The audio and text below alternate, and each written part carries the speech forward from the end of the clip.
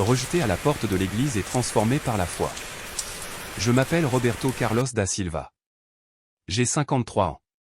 Aujourd'hui, je suis un entrepreneur prospère dans le domaine de la technologie, un homme qui a bâti sa fortune à la force du travail, devenu millionnaire contre toutes les attentes. Mais il y a peu, un dimanche matin ordinaire, quelques mots ont suffi à me réduire en poussière, à m'arracher de mon piédestal pour me ramener brutalement à l'enfant humilié que j'avais été. Ce n'est pas ta place. Va donc chercher une église dans ton quartier, avec les tiens. Ces paroles glaciales ont jailli de la bouche d'un pasteur blanc qui, sans la moindre hésitation, m'a barré l'entrée de son église. Non pas parce que j'étais indigne, non pas parce que j'avais commis une faute, mais simplement parce que j'étais noir. Devant moi, des familles bien habillées franchissaient la porte, leur regard glissant sur moi avec indifférence, parfois même avec une pointe de mépris. Personne n'a osé intervenir. Personne n'a protesté. Je suis resté planté là, le souffle coupé, figé comme un enfant pris en faute. Les souvenirs ont jailli, brûlant, la cour de l'école où l'on se moquait de moi, les rires cruels qui me rappelaient chaque jour que j'étais pauvre, que j'étais noir, que je n'irais jamais loin. J'ai senti ma gorge se nouer. Alors j'ai tourné les talons, j'ai rejoint ma voiture, une BMW rutilante symbole de toutes mes années de labeur, de mes nuits blanches, de mes sacrifices. J'ai fermé la portière et je me suis effondré en sanglots. Je ne pleurais pas seulement de colère. Je pleurais pour ce que j'avais cru laisser derrière moi, les humiliations, les rejets, les barrières invisibles. Là, sur le cuir glacé de mon siège, j'ai compris une chose essentielle, ce que les hommes rejettent, Dieu le recueille. Et souvent, la Vierge, douce et silencieuse, veille particulièrement sur ceux qu'on chasse, sur ceux qui n'ont plus de place. Une enfance façonnée par la foi et la pauvreté. Je suis né dans une famille modeste du quartier Villa Industrial à São José dos Campos. Mon père, Joachim, travaillait comme ouvrier dans une usine de métaux. Ma mère, Maria Aparecida, faisait des ménages dans des maisons bourgeoises. Le soir, après des journées éreintantes, elle me répétait toujours la même phrase, comme une bénédiction. Roberto, mon fils, Notre-Dame d'Aparecida ouvrira les portes que je n'ai jamais pu franchir. Étudie, persévère, et elle veillera sur toi. Sa foi simple, mais inébranlable, a nourri mon enfance. Chaque dimanche, elle m'emmenait à la paroisse São José. C'était notre refuge, notre moment de lumière au milieu d'une vie dure. À l'école, les moqueries pleuvaient. Un pauvre comme toi n'ira nulle part, disaient mes camarades. Mais ma mère répondait toujours avec la même certitude, la Vierge ne regarde ni la couleur, ni l'argent. Elle aide celui qui garde la foi. Ces mots me portaient. Grâce à eux, j'ai été le premier de ma famille à entrer à l'université. Je me souviens encore du jour où j'ai annoncé à ma mère, Maë, je vais devenir ingénieur. Elle a éclaté en larmes de joie, la Vierge a entendu mes prières, a-t-elle murmuré. Ascension fulgurante et éloignement de Dieu. En 1995, fraîchement diplômé, j'ai fondé une petite entreprise de logiciels dans le garage de la maison familiale. Beaucoup ricanaient, un noir, fils d'ouvrier, patron? Ça ne marchera jamais. Leurs mots me blessaient, mais ils nourrissaient aussi ma rage de réussir. Les premières années furent un supplice, 18 heures de travail par jour, des nuits passées à dormir sur une chaise, des humiliations raciales incessantes. Certains clients, en apprenant que j'étais le propriétaire, tournaient les talons sans un mot. Je me sentais comme un intrus dans ce monde d'affaires réservé à d'autres. Puis, à 30 ans, le miracle économique est arrivé, un gros contrat, 50 employés, un bureau flambant neuf. Je me souviens avoir appelé ma mère en pleurant, « Maë, j'ai réussi ». Elle m'a regardé avec tendresse, « N'oublie pas de remercier la Vierge », a-t-elle murmuré. Mais déjà l'orgueil m'envahissait. À 35 ans, j'étais millionnaire. Je voyageais à l'étranger, j'avais un appartement de luxe, des voitures importées. Tout le monde disait, « Roberto, tu as réussi ». Et je les croyais. Peu à peu, j'ai cessé de voir la main de Dieu dans ma vie. Maë, je n'ai plus besoin de l'église, disais-je avec arrogance. Mon succès, je le dois à mon intelligence. Pendant 15 ans, je n'ai vécu que pour les affaires et l'argent. La chute brutale. Le 20 novembre 2023, mon univers s'est effondré. Tout d'abord, l'entreprise, contrat résilié, employés qui quittaient le navire, attaques informatiques mystérieuses. En 2 mois, 60% du chiffre d'affaires avait disparu. Puis ma vie personnelle, divorce amer, bataille judiciaire, enfant qui s'éloignait. Papa, tu ne parles plus que de travail et d'argent. Nous n'avons plus rien en commun, m'ont-ils lancé. Je passais mes nuits à fixer le plafond, vidé. Et là, dans mon bureau désert, une idée oubliée depuis 15 ans a ressurgi, la prière. Dieu, si tu existes, aide-moi, ai-je murmuré, les larmes brouillant ma vue. Le lendemain, un ancien client m'a appelé, je ne sais pas pourquoi, mais j'ai senti qu'il fallait te contacter. Son contrat a sauvé temporairement mon entreprise. Le rejet qui devient mission. En décembre, j'ai décidé de retourner vers Dieu. Mais je ne voulais pas de la petite paroisse de mon enfance. Trop de souvenirs. Je me suis donc rendu dans une grande église évangélique du centre-ville, persuadé que mon statut y serait respecté. Costume impeccable, BMW garé devant l'entrée. Le pasteur m'a dévisagé et m'a dit d'un ton sec. « Qu'est-ce que vous venez faire ici ? Cette église n'est pas pour vous. Trouvez une église dans votre quartier. » Ces mots m'ont frappé comme une gifle. J'avais 53 ans, propriétaire d'une entreprise prospère, et pourtant j'étais réduit à la couleur de ma peau. J'ai tenté de me défendre, « Pasteur, je suis chef d'entreprise, diplômé, contribuable. » Mais il m'a interrompu, implacable, « Ici, ce n'est pas votre place. Allez où votre race est acceptée. » Puis il a claqué la porte. Je suis retourné à ma voiture, tremblant, la gorge brûlante. J'ai éclaté en sanglots. Mais cette fois, mes larmes sont devenues prières, « Notre-Dame, montre-moi où est ma place. » À cet instant, une paix étrange m'a envahi. En levant les yeux, j'ai aperçu de l'autre côté de la rue une petite pancarte, « Paroisse Notre-Dame d'Aparecida ». Comment avais-je pu ne jamais la remarquer? J'ai traversé, essuyé mes larmes et poussé la porte. Une vieille dame noire m'a accueilli avec un sourire maternel, « Bien sûr, mon fils, entrez. La maison de Notre-Dame est ouverte à tous. » Ces mots simples ont brisé le barrage de ma douleur. La guérison. À l'intérieur, la messe commençait. Le prêtre, lui aussi noir, a déclaré, « Jésus a accueilli tout le monde, riche et pauvre, juif et païen, blanc et noir. La maison de Dieu n'a pas de couleur. Elle n'a que l'amour. » Chaque mot tombait comme un baume sur mes plaies. Après la messe, il m'a serré la main, « Soyez le bienvenu, frère. Ici, vous serez toujours accueillis. » La différence avec les paroles de rejet que j'avais entendues une heure plus tôt était saisissante. Semaine après semaine, j'ai continué à fréquenter cette paroisse. Peu à peu, les visages sont devenus familiers. Les fidèles me disaient, « Quelle joie de vous voir. Vous enrichissez notre communauté. » Ces gestes simples recousaient ma plaie ouverte. Le miracle du pardon. Un jour, le père Antonio m'a confié une nouvelle bouleversante, le pasteur qui m'avait humilié était venu le voir. Il traversait une crise profonde, son église se vidait, il faisait l'objet d'une enquête pour détournement de fonds. En larmes, il avait avoué qu'on lui avait ordonné pendant des années de décourager la présence des Noirs dans son assemblée. Aujourd'hui, il était consumé par le remords. J'étais stupéfait. L'homme qui m'avait rejeté venait chercher refuge dans la même maison où moi, j'avais trouvé la paix. Pour la première fois, je n'ai plus ressenti de haine. Seulement de la compassion. J'ai compris que le vrai miracle n'était pas seulement d'avoir trouvé un lieu d'accueil, mais d'avoir appris à pardonner. Une église pour tous. De cette blessure est née une mission. Je me suis promis qu'aucun homme, aucune femme, aucun enfant ne vivrait ce que j'avais vécu. Avec ce qui me restait de fortune, j'ai acheté un terrain dans mon quartier natal. J'y ai bâti une église belle et lumineuse, ouverte à tous. Le jour de l'inauguration, la voix tremblante, j'ai dit à la foule, « Cette maison n'est pas la mienne. Elle est à vous. Personne ne sera jamais refoulé ici. » Ma mère, les yeux embués, a souri, « Tu as compris, mon fils. » Aujourd'hui, chaque dimanche, je suis là. Non comme propriétaire, mais comme serviteur.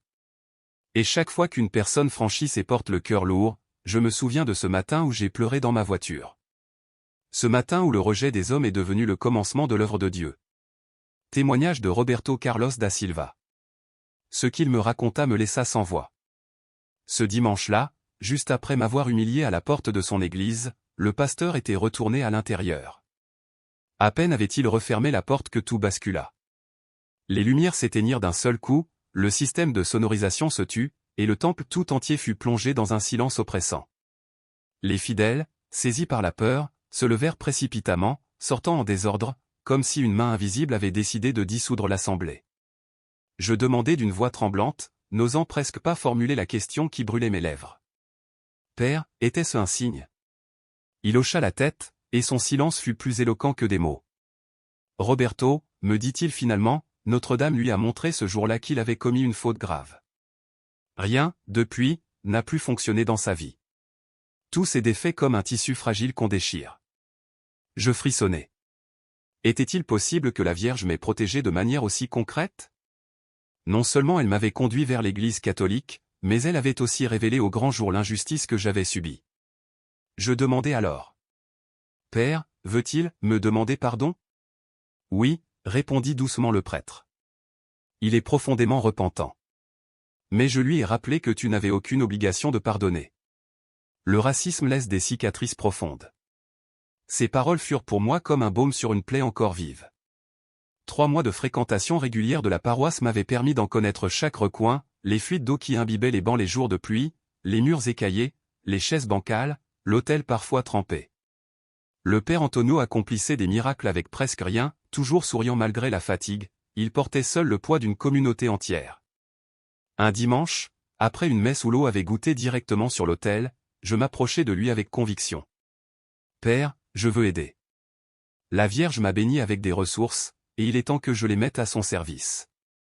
Il resta silencieux un instant, me fixant intensément. Roberto, ce serait une bénédiction immense. Mais les travaux coûtent cher.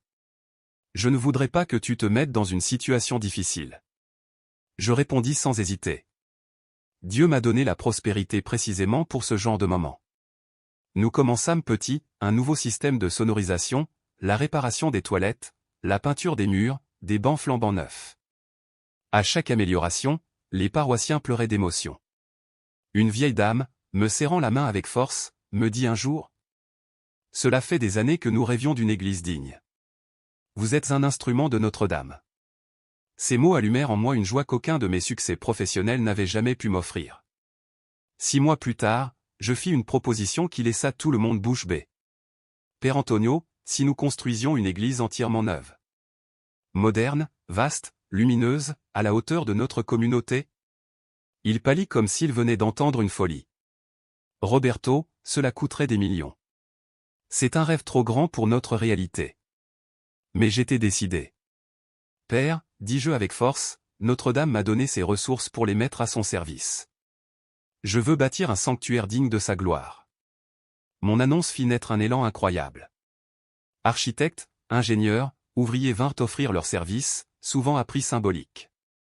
Le chantier devint un hymne vivant de foi et de solidarité. Chaque matin, avant d'aller au bureau, je passais voir l'avancement, je priais devant les fondations encore humides, je contemplais les échafaudages dressés vers le ciel. Merci, Notre-Dame, de m'avoir ramené à la maison. Merci de m'avoir montré mon véritable lieu d'appartenance. Et, comme par miracle, mon entreprise se remit sur pied au même rythme que la future église. Les contrats affluèrent. Les employés licenciés demandèrent à revenir. Les dettes se réglèrent presque d'elles-mêmes. Roberto, me dit un jour mon associé, depuis que tu es revenu à l'église, notre chance a complètement changé. Puis arriva le grand jour, l'inauguration de la nouvelle paroisse Notre-Dame d'Aparecida. C'était un joyau, vitraux colorés illuminant le sanctuaire, système sonore numérique, climatisation, parking spacieux. La ville entière parlait de ce miracle concret de pierre et de foi. La veille de l'ouverture, le père Antonio me prit les mains. Roberto, ce que tu as fait ici est éternel. Des générations entières bénéficieront de ton geste. La Vierge est fière de l'homme que tu es devenu. Ce jour-là, un visiteur inattendu apparut, le pasteur qui m'avait rejeté 2 ans plus tôt. Il semblait brisé, vieilli de plusieurs décennies. Les yeux baissés, il s'approcha et dit d'une voix tremblante. « Puis-je te parler, Roberto ?» Je hochai la tête, sans rancune, même si la cicatrice de ce jour me brûlait encore. « Bien sûr. » Alors il éclata en sanglots. « Je viens te demander pardon. Ce que j'ai fait était terrible, raciste, antichrétien. Depuis ce jour, ma vie est devenue un enfer. J'ai perdu mon église, ma famille, tout. Je sais que c'est Notre-Dame qui m'a puni. Je t'en supplie, pardonne-moi. Son désespoir était celui d'un homme au bord du gouffre. Je pris une profonde inspiration et lui répondis. La Vierge m'a appris que la maison de Dieu doit accueillir tout le monde. Sans exception. Tu seras toujours le bienvenu ici. Il pleura encore plus fort. Je posai ma main sur son épaule. Si tu veux, je peux t'offrir un emploi dans mon entreprise. La Vierge ne veut pas de vengeance, mais une véritable conversion. Il accepta humblement. Aujourd'hui, il travaille comme assistant administratif dans ma société, vient à la messe chaque dimanche et est devenu l'un des plus ardents défenseurs de l'égalité raciale de la région. Un jour, il me confia. Roberto, Notre-Dame t'a utilisé pour m'enseigner le vrai christianisme. Merci de m'avoir pardonné quand je ne le méritais pas. C'était une transformation totale, un renversement de vie. 5 ans après cette humiliation publique qui avait failli briser mon âme, je suis aujourd'hui un catholique pratiquant et un bienfaiteur actif. Les gens me demandent souvent.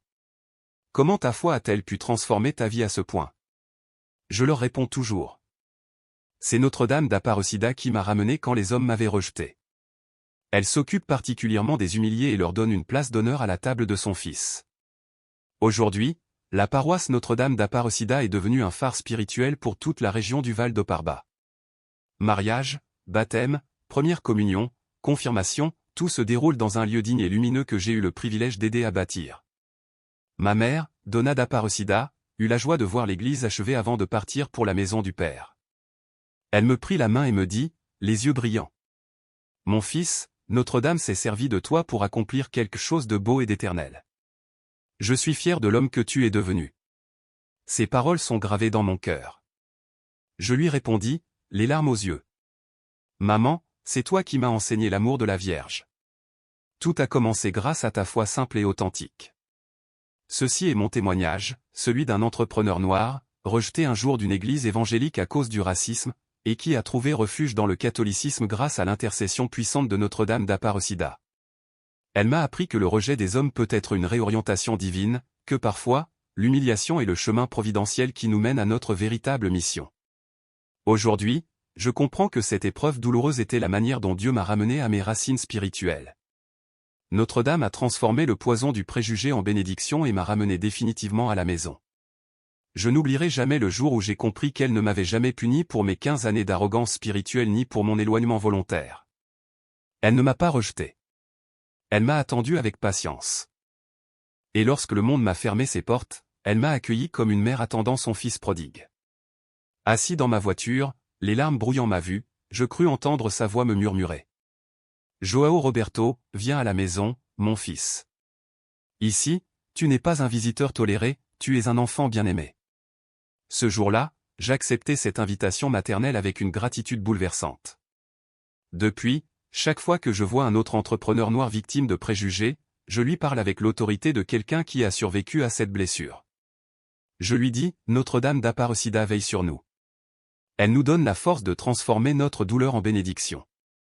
J'ai appris qu'elle est la mère privilégiée des rejetés, des humiliés, de tous ceux qui ne trouvent pas leur place dans le monde. Là où les hommes ferment les portes, elle ouvre ses bras. Là où les cœurs se durcissent, elle offre son sein maternel. Aujourd'hui, à 53 ans, je suis un entrepreneur catholique par pure grâce de Notre-Dame. Quand on me demande pourquoi je suis revenu à la foi après tant d'années d'indifférence, je réponds. Parce qu'un jour, alors que j'étais rejeté pour ma couleur de peau, Notre-Dame m'a pris par la main et m'a ramené à la maison. L'église que j'ai contribué à reconstruire est devenue ma véritable carte de visite spirituelle. Quant au temple évangélique où j'ai été humilié, il ne m'a appris qu'une chose, où je ne veux plus jamais être. Aujourd'hui, chaque fois que je passe devant ce vieux bâtiment désormais fermé et abandonné, je ne ressens ni rancune ni vengeance. Je m'arrête et je prie.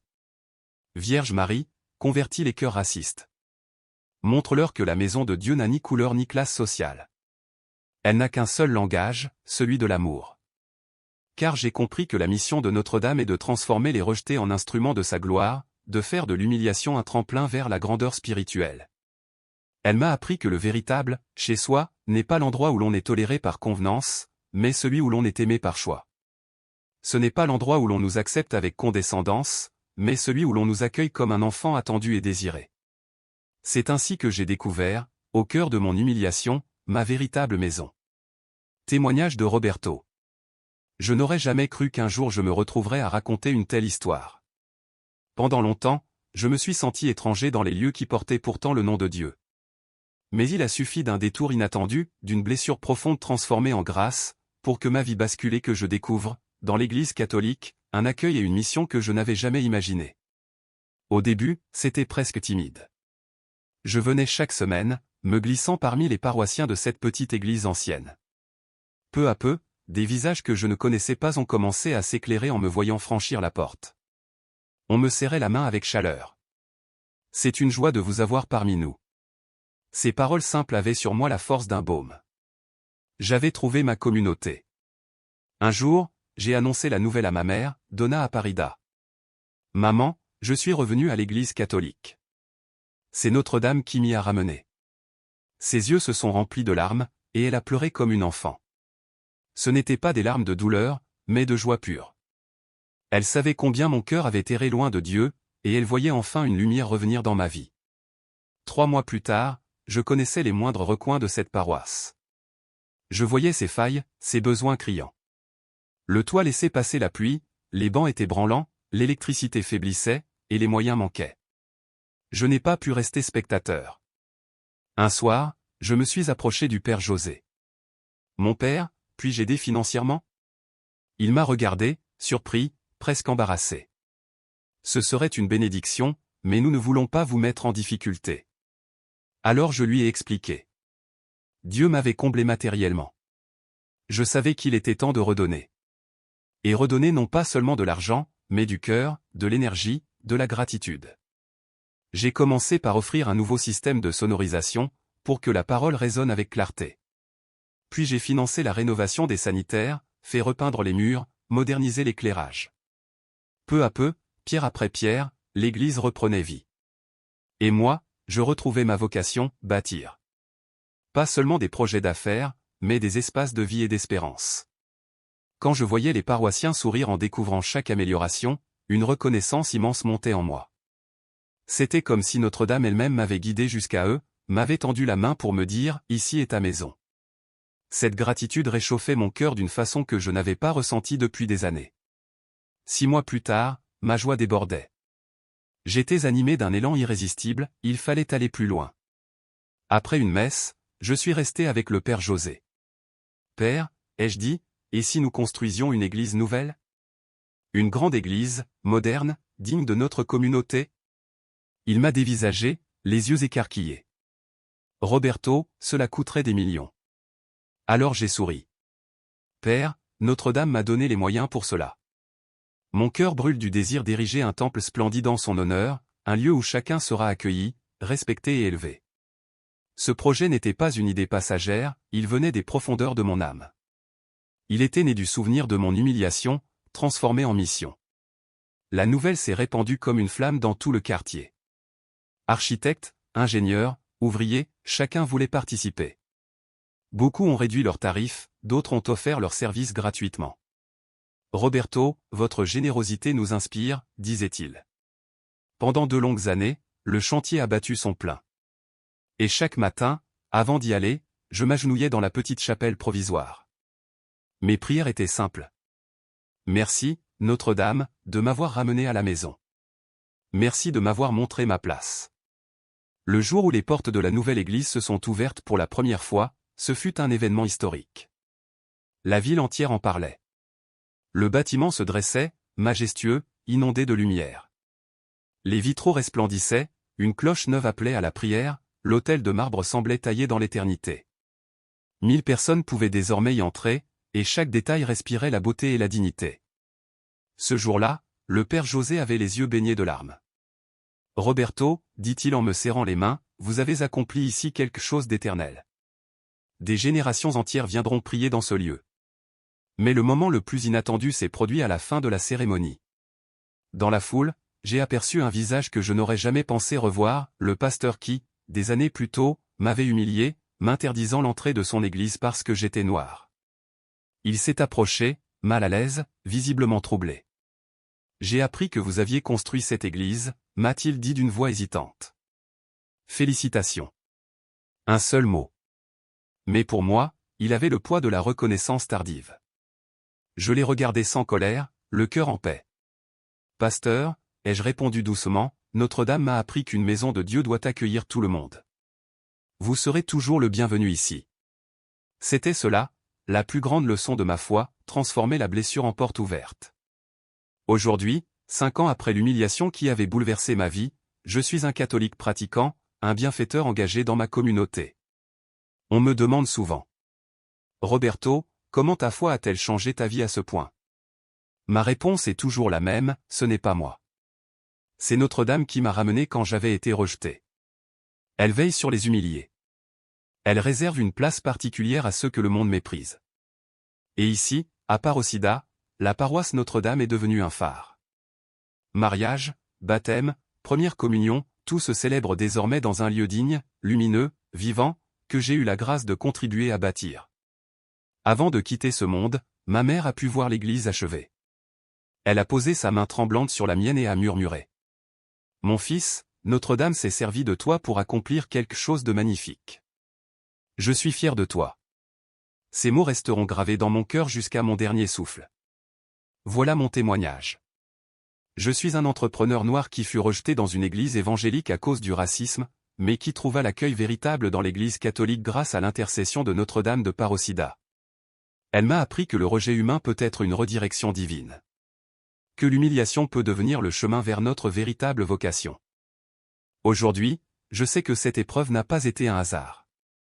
Dieu l'a permise pour me reconnecter à mes racines et me ramener à la foi. Notre-Dame a transformé le mépris des hommes en instrument de miséricorde. Elle ne m'a pas puni pour mes 15 années d'éloignement. Elle m'a accueilli comme une mère accueille son fils perdu. Je me souviens encore de ce jour, seul dans ma voiture, les larmes brouillant ma vue. Dans le silence, j'ai entendu au fond de mon cœur une voix douce. « Viens à la maison, mon fils. Ici, tu ne seras pas un visiteur toléré, mais un enfant bien-aimé. » J'ai accepté cet appel avec une gratitude infinie. Depuis, quand je rencontre d'autres entrepreneurs noirs confrontés à la discrimination, je leur dis. N'ayez pas peur. Notre-Dame veille sur nous. Elle nous donne la force de rester debout et la sagesse de transformer notre douleur en bénédiction. Car j'ai appris qu'elle est la mère des rejetés, des humiliés, de tous ceux qui cherchent une place dans ce monde sans la trouver. Elle offre son étreinte maternelle quand le monde n'ouvre que des portes fermées et des cœurs durs. Alors, aujourd'hui, je rends grâce. Merci, Notre-Dame de Parocida, de m'avoir ramené quand j'étais perdu. Merci de m'avoir montré que le vrai succès n'est pas de s'élever seul, mais de servir sa communauté. Merci de m'avoir transformé, moi l'homme d'affaires autrefois distant, en catholique pratiquant et engagé. Tu m'as appris que l'argent n'est pas une fin, mais un outil pour glorifier Dieu.